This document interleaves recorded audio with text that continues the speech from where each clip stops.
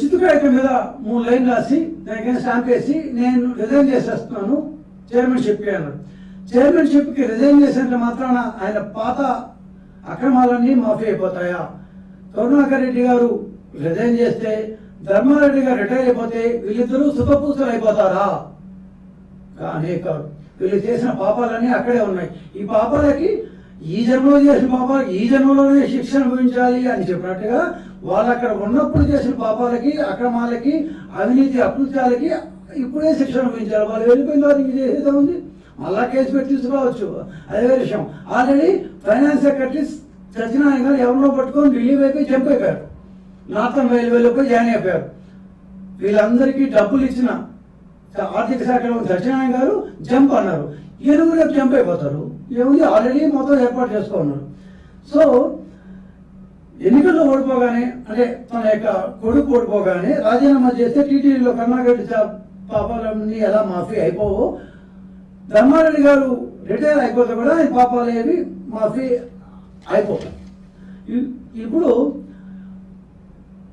కరుణాకర్ రెడ్డి గారు చివరి సంవత్సరంలో 2023 ఆగస్టు సెప్టెంబర్ ఆ ప్రాంతంలో ఆయన చైర్మన్గా ఛార్జ్ చేసుకున్నారు.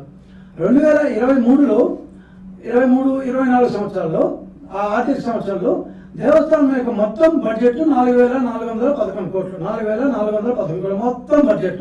దాంట్లో ఇంజనీరింగ్ విభాగానికి ఇచ్చింది కేవలం 300 కోట్ల రూపాయలు. అంటే 4,411 కోట్ల రూపాయల బడ్జెట్లో ఇంజనీరింగ్ విభాగానికి 300 కోట్ల రూపాయలు ఇచ్చారు. సరే, ఎక్కువ తక్కువ అయితే 350 కావచ్చు, 400 కావచ్చు, 450 కావచ్చు, 500 కావచ్చు. అంతేగాని 1,750 కాదు కదా, 1,750 కోట్లు కాదు కదా.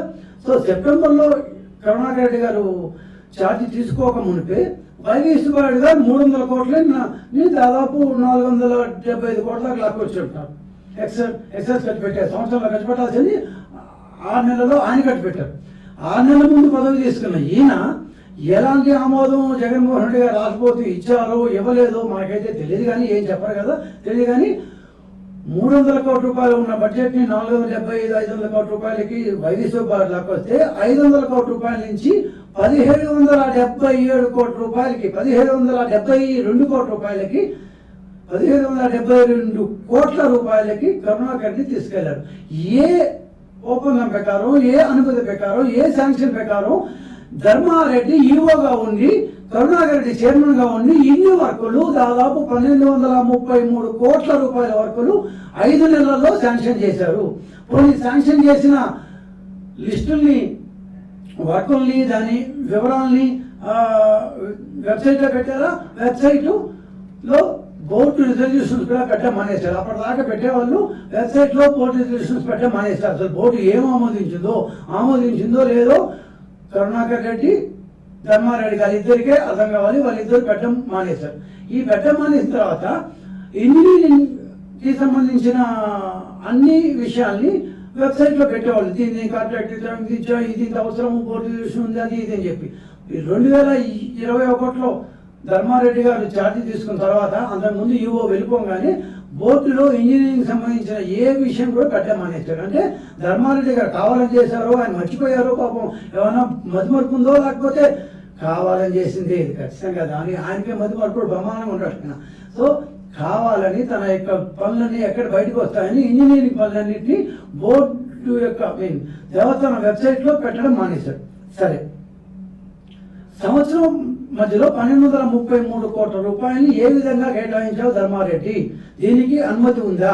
2023 సెప్టెంబర్లో కరుణాకర్ ఛార్జీ తీసుకోగానే సెప్టెంబర్లో ఆ సంవత్సరం, అంటే లాస్ట్ ఇయర్ సెప్టెంబర్, ఇది జూన్ 24 అయితే అది 23 సెప్టెంబర్లో 702.11 కోట్ల రూపాయలు సెప్టెంబర్లో, 96 కోట్ల రూపాయలు అక్టోబర్లో, నవంబర్లో 435 కోట్ల రూపాయలు, మొత్తం 1,233 కోట్ల రూపాయలు కేవలం 3 నెలల్లో కరుణాకర్ రెడ్డి, ధర్మారెడ్డి కలిసి ఏ విధమైన ఆమోదం లేకుండా, గవర్నమెంట్ నుంచి ఏ విధమైన శాంక్షన్ లేకుండా బడ్జెట్లో కేవలం 300 కోట్ల రూపాయలు మాత్రమే పెట్టి ఉన్న నేపథ్యంలో ఇన్ని కోట్ల రూపాయల వర్కుల్ని ఎలా శాంక్షన్ చేశారు?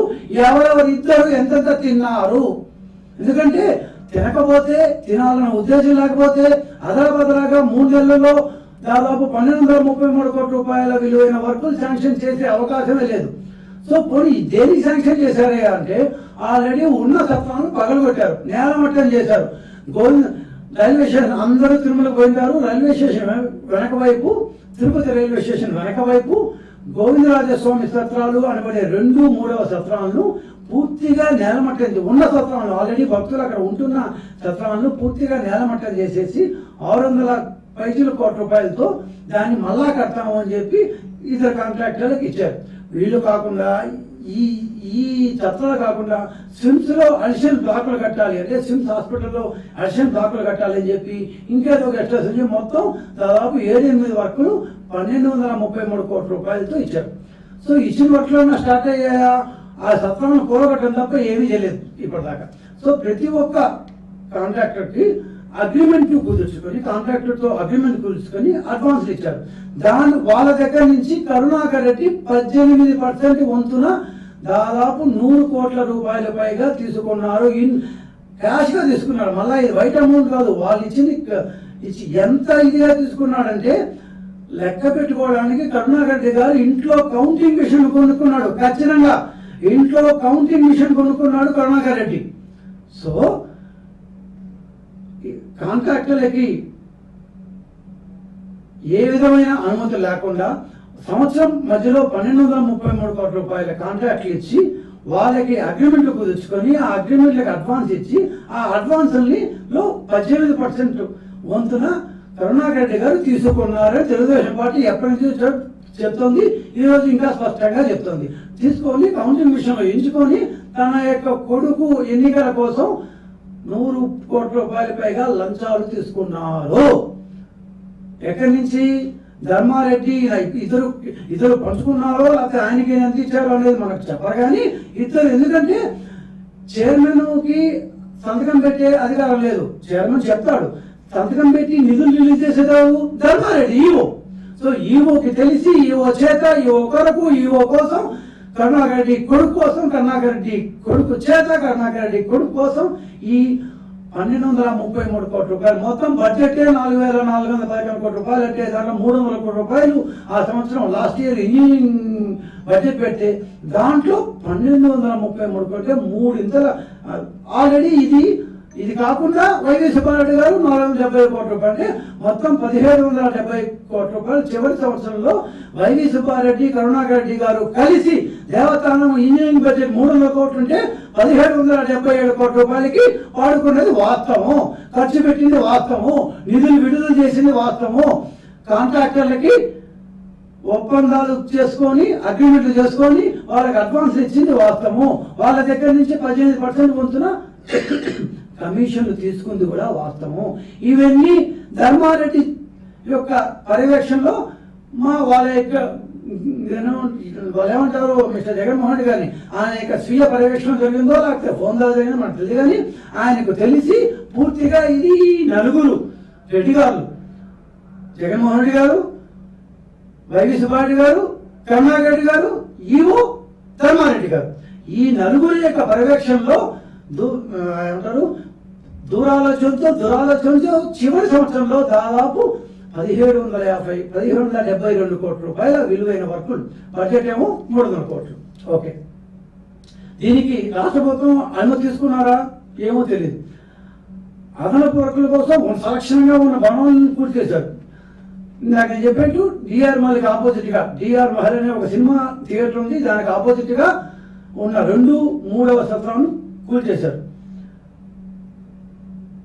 2019 వరకు అంటే ఎందుకు 1772 కోట్ల రూపాయలు ప్రచారం చెప్తున్నామంటే 2019 వరకు సాలిన ప్రతి ఏటా ఇంజనీరింగ్ బడ్జెట్ 150 నుంచి 175 కోట్ల రూపాయలు మాత్రమే ఉండేది తెలుగుదేశం హయాంలో. వీళ్ళు వచ్చిన తర్వాత 200 చేసి 300 కోట్లు చేసి 300ని 6 చేసి చివరి సంవత్సరంలో 1772 కోట్ల ఉన్న బడ్జెట్ని 6 times పెంచారు.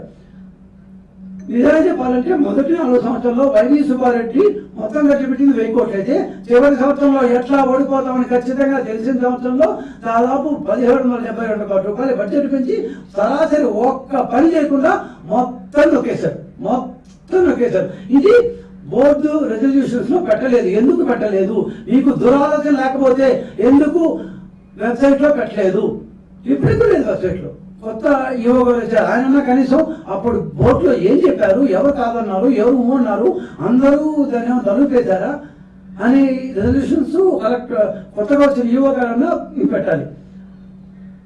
సో ఇంత పెద్ద ఎత్తున జరిగింది దీన్ని.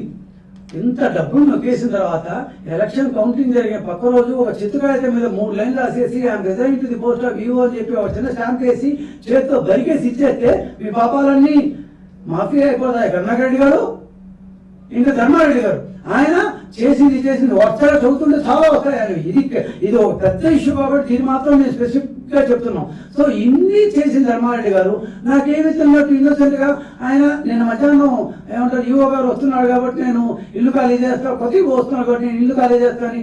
ఆయన ఇల్లు ఖాళీ చేసి ఆయన రిటైర్ అయిపోవడానికి సిద్ధంగా ఉన్నాడు. అంటే ఒక ఆయన రిజైన్ చేసి నాకేమి సంబంధం లేదంటాడు, ఇంకొక ఆయన రిటైర్ అయ్యి నాకేం సంబంధం లేదంటాడు. కానీ ఇద్దరు కలిసేసి దాదాపు 1772 కోట్ల రూపాయలు కాంట్రాక్ట్లు ఇచ్చేశారు, కమిషన్ బుక్ చేశారు. మీరు ఈరోజు ఎందుకు చెప్పలేదని చాలాసార్లు చెప్పాము. కానీ ఖచ్చితంగా ఈ పేపర్ సార్ మీ దగ్గర సాక్ష్యం ఉందంటే ధర్మారెడ్డి వచ్చిన తర్వాత దేవస్థానం ఆర్టీఐ కింద కాదంట. ప్రైమ్ మినిస్టర్ ఆఫీస్ కూడా ఆర్టీఐ కిందకు వస్తుంది, ప్రైమ్ మినిస్టర్ ఆఫీస్ కూడా ఆర్టీఐ కిందకు వస్తుంది, కానీ దేవస్థానం మాత్రం ఆర్టీఐ కింద కాదంట. అందుకని ఏ సమాచారం మేము ఇవ్వం పో అన్నారు.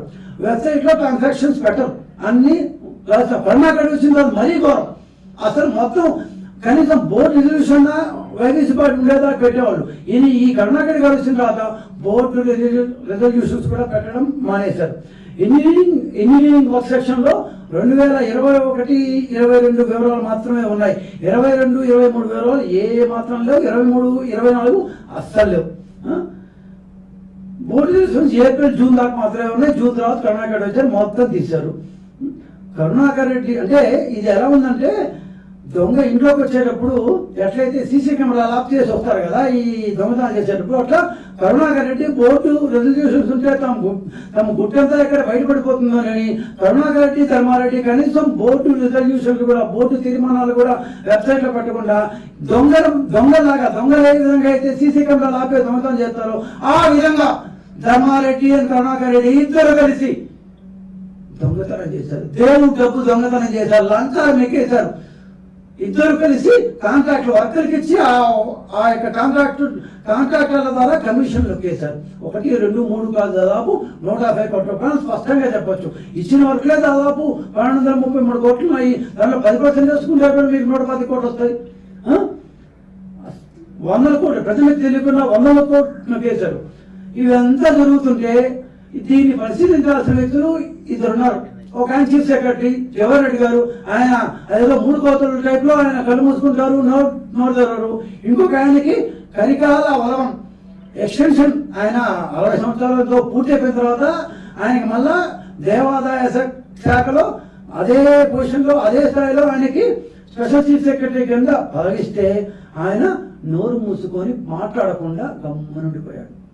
ఇదంతా ఇంత బహిరంగంగా ఇదేమో రహస్యంగా జరగాల అందరికీ జరుగుతున్నాయి. కాకపోతే వివరాలు పూర్తిగా అప్పట్లో మనకు తెలియపట్టలేదు. కరికాల వలవన్ అందుకనే కాబోలు భయంతో నిన్న సాయంత్రం మన సాయంత్రం రిజైన్ చేశాడు ఆయన. ఇంకా ఆయనకి 2 months, ఆయన 1 సంవత్సరం ఇచ్చారు కదా, ఇంకో 2 months పదవీ కాలం ఉండగానే కరికాల వలవన్ ఎందుకు రిజైన్ చేశారు? ఎందుకంటే దేవస్థానంలో ఆయన కింద ఆయన దేవాదాయ స్పెషల్ చీఫ్ సెక్రటరీ కాబట్టి ఆయన విషయం బట్టబయలవుతుందని రిజైన్ చేసి పారిపోయాడు. ఆర్థిక శాఖ సెక్రటరీ ట్రాన్స్ఫర్ చేసుకొని పారిపోయాడు దొంగతనంగా. ధర్మారెడ్డి కూడా 4 రోజులు పారిపోతాడు. ఇట్లే ఉంటే మనం. ఇది కాకుండా శ్రీవాణి ట్రస్ట్, ఈ శ్రీవాణి ట్రస్ట్ చాలాసార్లు మనం మాట్లాడుకున్నాం. శ్రీవాణి ట్రస్ట్లో అక్రమాలు ఏంటి రకరకాలని చెప్పి వీటికే చెప్తాను. శ్రీవాణి ట్రస్ట్ గురించి మన కాంట్రాక్టులు దాంట్లోనే అవినీతి మాట్లాడాం కదా. శ్రీవాణి ట్రస్ట్ గురించి గత సంవత్సరం జూన్లో టీటీడీ ఒక శ్వేతపత్రం విడుదల చేసింది. ఆ పత్రం ప్రకారం శ్రీవాణి ట్రస్ట్కు వచ్చిన అంటే 10,000 రూపాయలు కడితే మీకు దర్శనం చేసుకోవచ్చు కదా, ఆ యొక్క 10,000 అంతా శ్రీవాణి ట్రస్ట్ పోతాయి. ఎందుకయ్యా శ్రీవాణి ట్రస్ట్ పెట్టామంటే రాష్ట్రంలో ఉన్న చిన్న చిన్న దేవాలయాలు, భజన మందిరాలు వీటన్నిటినీ మేము పునరుద్ధరణ కొత్తగా ఈ కన్స్ట్రక్షన్ చేయాలనుకున్నాము. అందుకోసమని 2273 దేవాలయాలను కడతాము. దాంట్లో 1900 చిల్లర దేవాలయాలు దేవాదాయ శాఖకి, 300 దేవాలయాల్ని సమరత సేవ అనే ఒక NGO